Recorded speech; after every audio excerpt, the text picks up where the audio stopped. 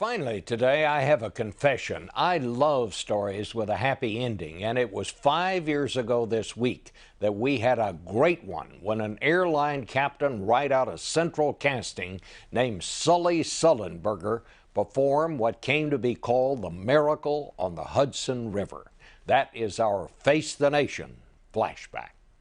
On January 15, 2009, U.S. Airways Flight 1549 took off from LaGuardia Airport en route to Charlotte, North Carolina. The jetliner was barely off the runway when disaster struck.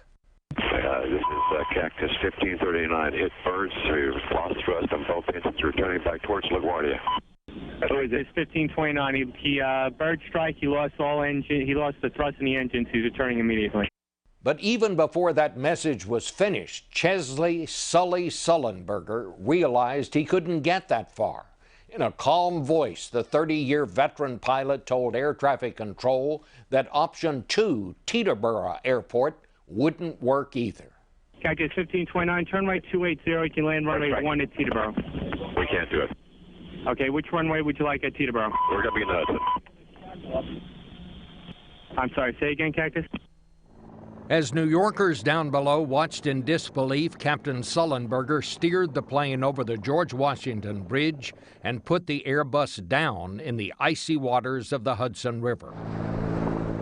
All 155 passengers and crew members survived, with only one serious injury reported. Sullenberger later recalled that just after the plane splashed down, he turned to his co-pilot and said, "Well, that wasn't as bad as I thought." And Sully Sullenberger is here with us this morning. Welcome to Face the Nation. Captain, we're glad to have you. Thank you, Bob, especially as a fellow Texan. It's good to be with you. Absolutely. I want to ask you this question. I've always wondered about it. If you had to do this again, if you were presented with this very same problem, do you think you could pull it off again? Well, of course, now I know what is possible. But that day, that was unanticipated. We never trained for this, and so we had to very quickly come up with a solution. But I'm convinced that we could probably do something similar. How do you remain so calm? I mean, you are, you are out of Central Casting as an airline captain. You have that calm voice. How is it just training? Is that how you? Well, besides the white hair, it really wasn't calm that day.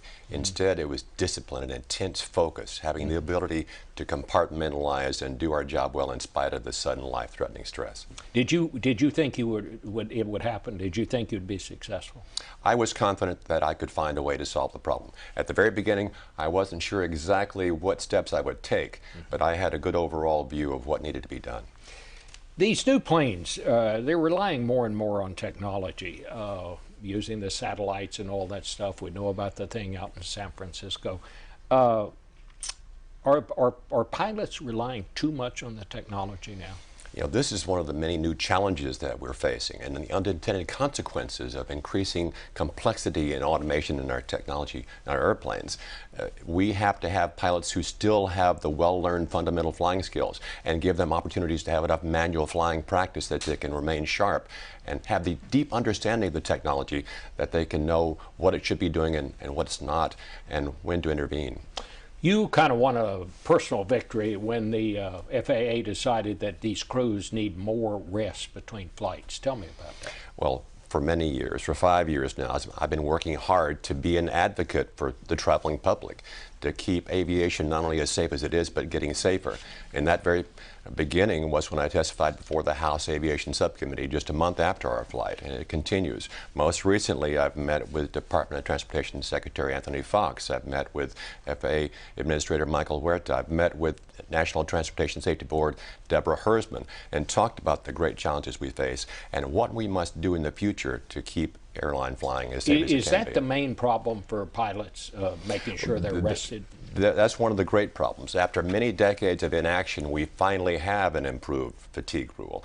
But we also are just now implementing pilot training rules, pilot experience rules, many rules that are coming into fruition.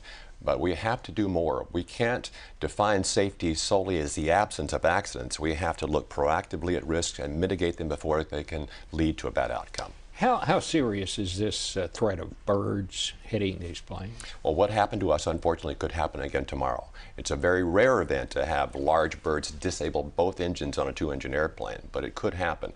But there are a lot of people working on ways to prevent that, including high-frequency radars that might be able to warn air traffic controllers and pilots of the presence of large groups of birds. What do you think is the #1 problem now that pilots face in aviation?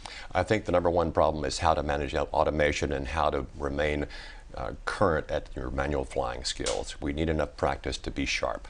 All right. Well, Captain, we thank you very much. And again, thank you for what you did that day up there in New York 5 years ago. It seems like just yesterday. Good to be with you, Bob. Thank you so much, Sully. We'll be back in a minute.